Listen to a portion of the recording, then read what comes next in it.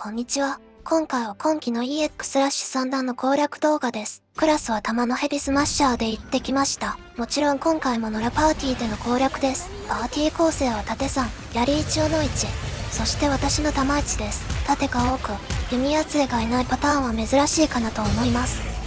ミッション最初に登場するのは、ボスのキングとゴルマン、遠距離タイプのマキナムークアーチャー、近距離タイプのムークオーリアーです。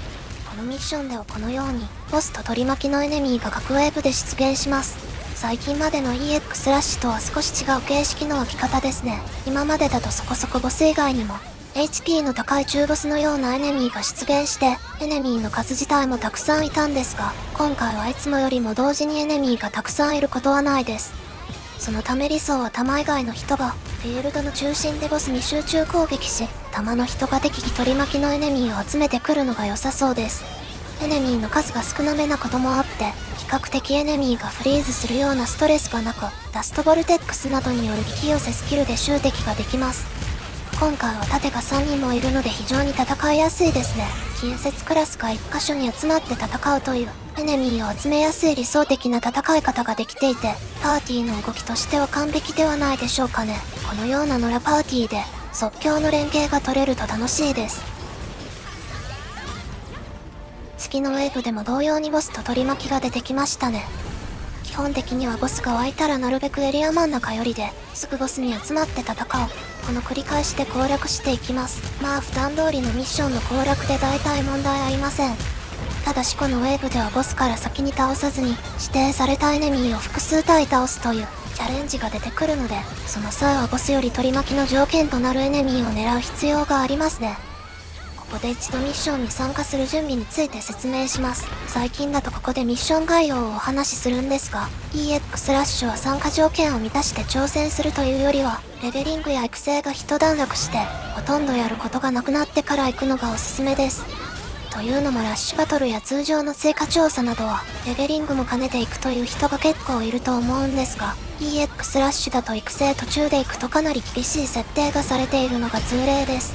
そのため大抵はクラスレベルが最大の70かつ、武器の限界突破型スコでプラグが4スロットしっかりつけている、最大強化の状態でプレイするのが推奨されます。ただエキスパートランクがかなり上がっていると、逆に簡単に思えてしまうのが今回の EX ラッシュといった感じですね。このミッションではエキスパートランクを浴びきっていなくても、そこまで問題がないとは思います。個人的にはバトルイマジンやエンハースイマジンの限界突破が最大強化でなくても難なくクリアできます。ただこれらの強化は、減反の塔で本領を発揮するとは思います。なので EX ラッシュでは、クラスレベルと武器の限界突破などを最大強化することが重要ですね。減反の塔では、これらに加えてエキスパートランクとイマジンの限界突破をできるだけ強化することが重要そうです。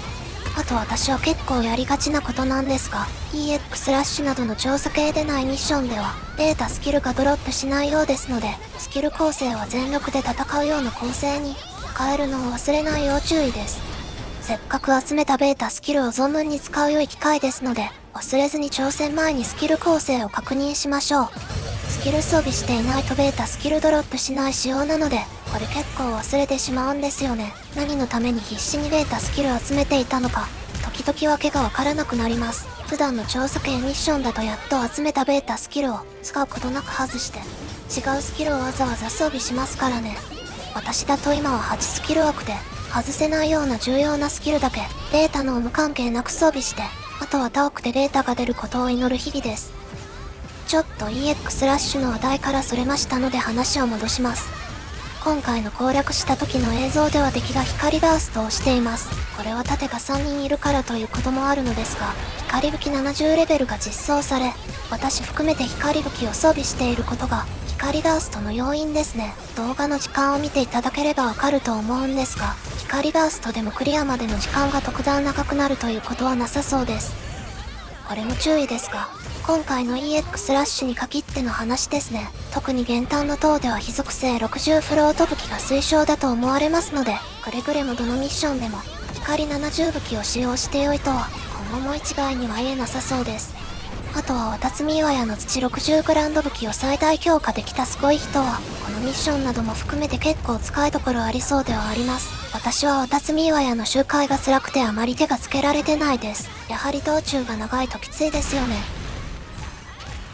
ペイルアイは弾が割と簡単に運べます。盾だと挑発の仕様が変更されてから、ブロービートで引き寄せられないです。一度ヘイトコレクトなどでダウンを取って使わなければいけません。弾の人は積極的にそういった盾で引き寄せられないエネミーを狙ってダストボルテックスで運ぶと良いですね。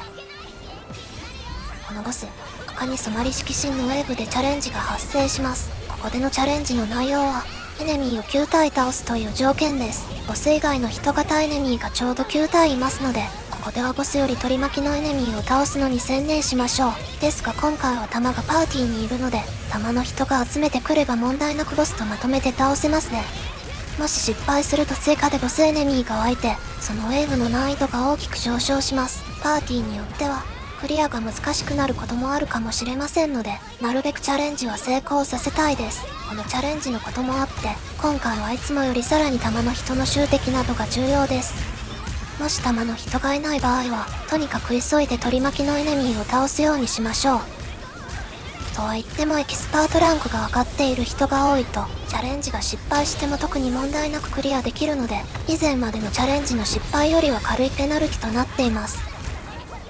それとこのボスは非属性攻撃なため、ドレイン効果があってもダメージがそこそこ痛いです。盾のエンハンスサークルアルファやアインレインアルファなどでダメージ軽減効果を使用するとかなり楽に戦えます。ボスの HP が半分かつ取り巻きが全滅すると、新しくレーザーゲイザーを9体倒すチャレンジが発生します。こちらも同様に目標のエネミーを狙って倒しましょう。この頃あえて追加のボスも出現するので、気を取られすぎてチャレンジを失敗しないよう注意です。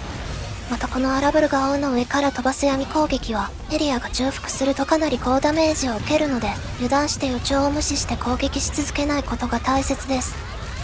鬼神の方は非属性攻撃なのでそちらも注意です。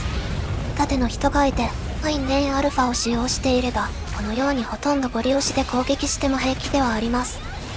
ここでは相手出てきた人型エネミーを全滅させたくらいで、最後のボスエネミーのゴーレムガルデが起きます。今回は全ウェーブのボスが残った状態で湧いてきます。綺麗に一掃してから湧く時もあります。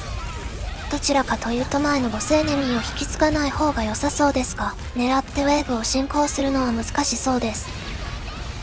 ここから先は特にチャレンジなど発生しないため、最後のボスであるゴーレムガルデを倒すだけです。取り巻きのエネミーはボスを倒すまで全滅しても再度湧き直すため、ボス優先で攻撃していくのが重要です。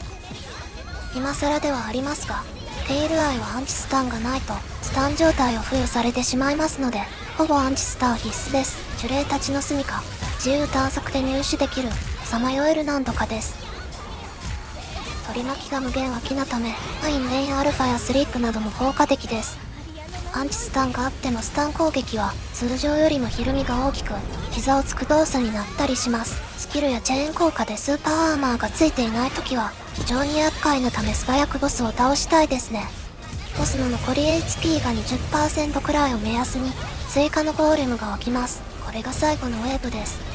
ボスも無事倒せましたね。といったところで今回の解説も以上です。どうでしたか？今季 EX ラッシュバトル、皆さんは楽しめましたか？個人的には今季から上級や EX でもユニオンペースト G1 が入手できるようになったのが一番嬉しいです。弾の動きなど今回の動画が少しでもお役に立てたなら幸いです。いつもチャンネル登録、高評価、コメント、動画投稿の励みになります。ここまでご視聴ありがとうございました。またね。